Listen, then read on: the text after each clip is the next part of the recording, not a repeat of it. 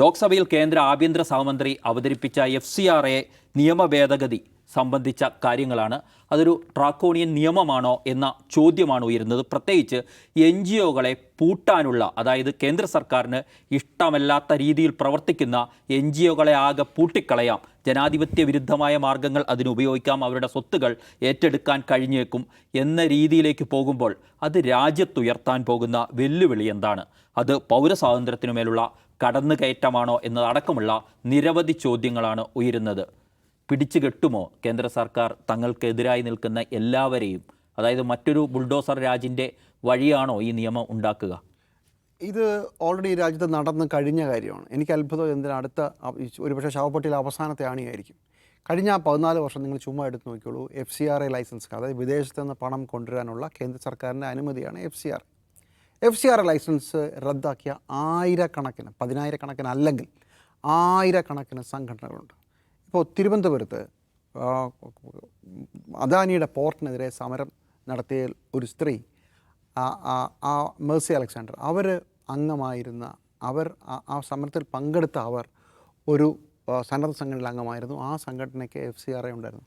അതിൻ്റെ പേരിൽ പോലും ലൈസൻസ് റദ്ദാക്കി കളഞ്ഞു ഇവിടെ ഒരു സമരത്തിൽ പങ്കെടുത്തതിന്.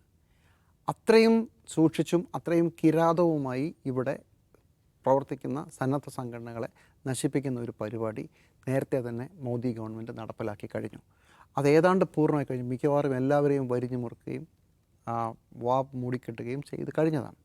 ഇതിനകത്ത് ഇവർക്കുള്ള ഏറ്റവും വലിയ പ്രശ്നം 2001 ഗുജറാത്ത് കൂട്ടക്കൊല മുതൽ മോദി സർക്കാരിന് വിദേശത്തെല്ലാം ഭീകരമായിട്ട് അമേരിക്കയിൽ പാസ്പോർട്ട് കൊടുക്കില്ല, അവിടെ കയറാൻ അനുവദിക്കില്ല, ഏതാണ്ട് ബാനായിരുന്നു മോദിക്ക്. അതിനുശേഷമാണ് മോദി തിരിച്ചു വരുന്നത്. അപ്പോൾ അന്ന് മുതലേ ഈ കലിയുണ്ട്. അല്ലെങ്കിൽ തന്നെ ഈ വിദേശത്ത് നിന്ന് പല ആളുകളും ഇവിടെ വരുന്നതും ചില കാര്യങ്ങൾ കുറച്ചുകൂടെ സെൻസിബിളായി സംസാരിക്കുന്നതൊക്കെ നമ്മുടെ സംഘി സുഹൃത്തുക്കൾക്ക് പിടിക്കില്ല.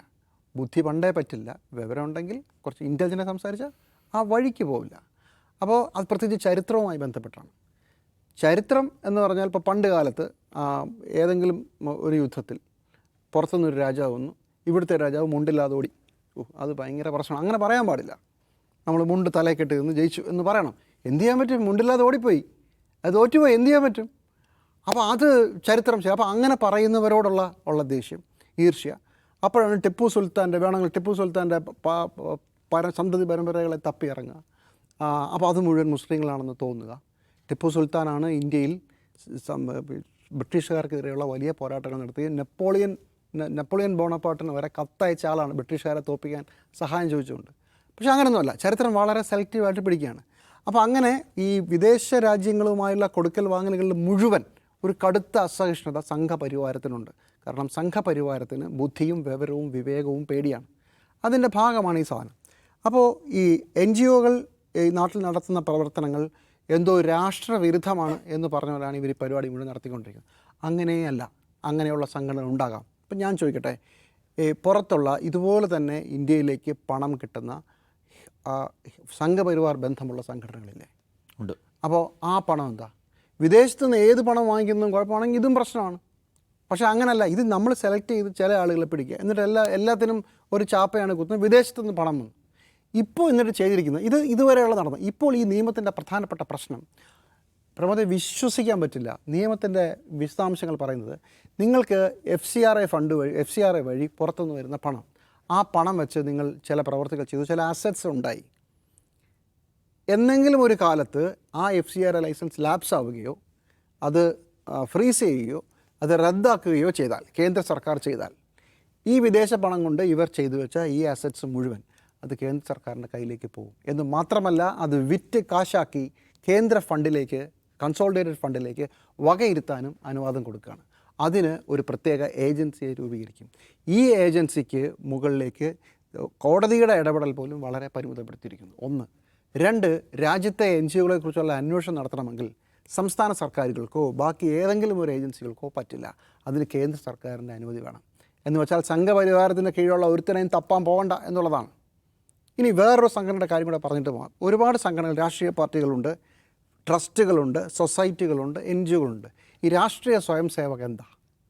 രാഷ്ട്രീയ സ്വയം സേവക ഞാൻ ഇത്രയും കാലം വിചാരിച്ചുകൊണ്ടിരുന്നത് അതൊരു NGO ആണെന്നാണ്. അതായത് അതൊരു രാഷ്ട്രീയ പാർട്ടിയല്ല, അതൊരു സാമൂഹിക സംഘടനയാണ്. May be registered as NGO or trust. പക്ഷേ മോഹൻ ഭാഗത്ത് പറഞ്ഞത് we are a body of individuals. അതെന്ത് ബോഡി ഓഫ് ഇൻഡിവിജ്വൽസ് ആണ്. അതുകൊണ്ട് ഞങ്ങൾക്ക് ഇതൊന്നും വേണ്ട. അതായത് RSS അവർ തന്നെ പറയുന്നതനുസരിച്ചാണെങ്കിൽ ഒരിടത്തും രജിസ്റ്റർ ചെയ്യപ്പെട്ടില്ല എന്നാണ് പറയുന്നത്. ഇത്തരം വിചിത്രമായ കാര്യങ്ങളും നമ്മുടെ നാട്ടിൽ നടക്കുന്നുണ്ട്. ചുരുക്കത്തിൽ നമുക്കിഷ്ടമില്ലാത്ത എല്ലാത്തിനെയും വരിഞ്ഞു മുറുക്കാനുള്ള ആദ്യം ആൾക്കൂട്ടത്തെ ഇറക്കി വിട്ടിട്ടാണ് ബാബറി പള്ളി തകർത്തതെങ്കിൽ, ആൾക്കൂട്ടത്തെ ഇറക്കി വിട്ടിട്ടാണ് ഇവിടുത്തെ പാവപ്പെട്ട മനുഷ്യൻ്റെ അടുക്കളയിൽ കയറി തപ്പിയതെങ്കിൽ, ഇപ്പോൾ അത് സർക്കാരിൻ്റെ ഔദ്യോഗിക സംവിധാനങ്ങൾ ഉപയോഗിച്ചാണ്. ബുൾഡോസറുകളാണ് നിങ്ങളുടെ വീടുകളെ തേടി വരുന്നത്. സർക്കാരിൻ്റെ ബുൾഡോസർ, പോലീസിൻ്റെ ബുൾഡോസർ. അതുപോലെ സർക്കാരിൻ്റെ നിയമം വരികയാണ്. സർക്കാരിന് ഇഷ്ടമല്ലാത്ത അതായത് ഇപ്പോൾ പ്രവർത്തിക്കുന്ന, അതായത് കൃത്യമായ കണക്കുകൂടി നിങ്ങൾക്ക് ഒരിക്കലും പൂട്ടാൻ പറ്റില്ല എന്ന് സംശയം തോന്നുന്ന എന്നേണ്ട സംശയമുള്ള NGOകളെ ഒരു പ്രത്യേക സമയത്ത് സസ്പെൻഡ് ചെയ്തു. എന്നിട്ട് നിങ്ങളുടെ അസറ്റ് മുഴുവൻ ഞങ്ങളിങ്ങനെ എടുക്കുകയാണ് എന്ന് പറഞ്ഞാൽ നിങ്ങൾ ആലോചിച്ച് നോക്കൂ. ഇങ്ങനെ ഇത് വെള്ളരിക്ക പട്ടണമാണ്. ആണ്. ഇതും ഇതിൻ്റെ അപ്പുറവും നടക്കും ഈ നാട്ടിൽ എന്നുള്ള സ്ഥിതിയിലേക്കാണ് കാര്യങ്ങൾ പോകുന്നത്. അതാണ് ഈ നിയമത്തിൻ്റെ രത്നച്ചുരുക്കം. പ്രമോദേ, ഇപ്പം നമ്മൾ നോക്കിക്കഴിഞ്ഞാൽ 2012 ശേഷം ഏതാണ്ട് 20,711 ഇത്തരം NGOകളുടെ വിദേശത്ത് നിന്നും സാമ്പത്തിക സഹായം സ്വീകരിക്കാനുള്ള അവരുടെ അംഗീകാരം റദ്ദാക്കപ്പെട്ടിട്ടുണ്ട്. അതിൻ്റെ നിയമം പല തവണയായി ഈ സർക്കാർ തന്നെ പുതുക്കി കൊണ്ടുവന്നാണ്. ഇത്ര ശക്തമായ രീതിയിലേക്ക് ഈ നിയമത്തെ മാറ്റാൻ ഇപ്പോൾ എന്തായിരിക്കും പ്രേരിപ്പിച്ചിട്ടുണ്ടാകും? കാരണം ഇതിനകത്ത് സർക്കാർ പറഞ്ഞു വെക്കാൻ ശ്രമിക്കുന്ന നിർബന്ധിത മതപരിവർത്തനം, പിന്നെ രാജ്യദ്രോഹം, അങ്ങനെ പതിവ് തലക്കെട്ടുകൾ കൊടുക്കാവുന്ന, എല്ലാവരെയും കയറിപ്പിടിക്കാൻ വേണ്ടി മറ്റാരും ചോദ്യം ചെയ്യാൻ കഴിയാത്ത രീതിയിലുള്ള ചില പദാവലികൾ ഇതിനകത്തുകൂടി കേന്ദ്ര സർക്കാർ ഉൾച്ചേർക്കുന്നുണ്ട്. എന്താണ് യഥാർത്ഥത്തിൽ ലക്ഷ്യം? ലക്ഷ്യം യഥാർത്ഥത്തിൽ ഇത് സമ്പൂർണ്ണമായി ഇല്ലാതാക്കുക എന്നുള്ളതാണ്. അതായത് രാജ്യത്ത് ഏതെങ്കിലും തരത്തിലുള്ള ഒരു എന്താ പറയുക, സമാന്തരമായി ജീവകാരുണ്യ പ്രവർത്തനങ്ങൾ നടത്തുക, വിദ്യാഭ്യാസ പ്രവർത്തനങ്ങൾ നടത്തുക, മറ്റു തരത്തിലുള്ള മനുഷ്യാവകാശ പ്രവർത്തനങ്ങൾ നടത്തുക, ഇത്തരം കാര്യങ്ങൾ ഏറ്റെടുക്കുന്ന സംഘടനകൾക്ക് ഒരു വിധത്തിലുള്ള സാധ്യതയും ഇല്ലാതാക്കുക എന്നുള്ളതാണ്. അവർ ഉണ്ടാവാൻ പാടില്ല. ഇതാണ് ഗവൺമെൻറ്. ഇത് ഈ നമുക്ക് ഒരു ഫാസിസ്റ്റ് ഗവൺമെൻറ്റിൽ നിന്ന് പ്രതീക്ഷിക്കാവുന്ന നടപടിയാണ്. നമ്മൾ നേരത്തെ പറഞ്ഞ പോലെ വളരെ ഡയറക്റ്റ് ആയിട്ടുള്ള അറ്റാക്കുകൾക്ക് പുറമേ വരാവുന്ന തരത്തിലുള്ള ഇതിപ്പോൾ എത്ര കാലമായി നമ്മൾ കാണുന്നുണ്ട്. ഇപ്പോൾ സാജുവിനെ പറഞ്ഞ പോലെ പല തവണയായി, എനിക്ക് തോന്നുന്നു ഏറ്റവും ഒടുവിൽ തൊട്ടു മുമ്പ് 2020 ഒരു തവണ ഇത് ഭേദഗതി ചെയ്യുകയും ചില സംഘടനകൾ പ്രവർത്തിക്കാതെ ആവുകയും ചെയ്തത്. ഇതിലൂടെ ലക്ഷ്യം വയ്ക്കുന്നത് എന്താണെന്ന് വെച്ചാൽ, ഇത് ഇപ്പോൾ മിഷണറീസ് ഓഫ് ചാരിറ്റീസ് അല്ലേ, നമ്മൾ കൊൽക്കത്തയിൽ മദർ തെരേസയുടെ നേതൃത്വത്തിൽ ഉണ്ടായിരുന്ന, അല്ലെങ്കിൽ ഇപ്പോഴും പ്രവർത്തിച്ചു കൊണ്ടിരിക്കുന്ന ഒരു പ്രസ്ഥാനത്തെക്കുറിച്ച് ആലോചിച്ച് നോക്കൂ.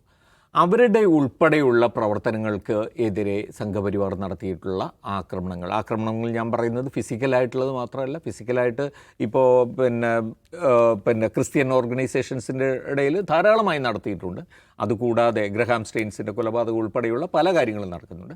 അതുകൂടാതെ അവരുടെ ഫണ്ട് വരവിനെയും അല്ലെങ്കിൽ അവരുടെ പ്രവർത്തനങ്ങളെയും തടസ്സപ്പെടുത്തുന്ന ധാരാളം സാധനങ്ങൾ. ഇതൊക്കെ എത്രയോ കാലം മുമ്പേ സംഘപരിവാർ തുടങ്ങുന്നതാണ്.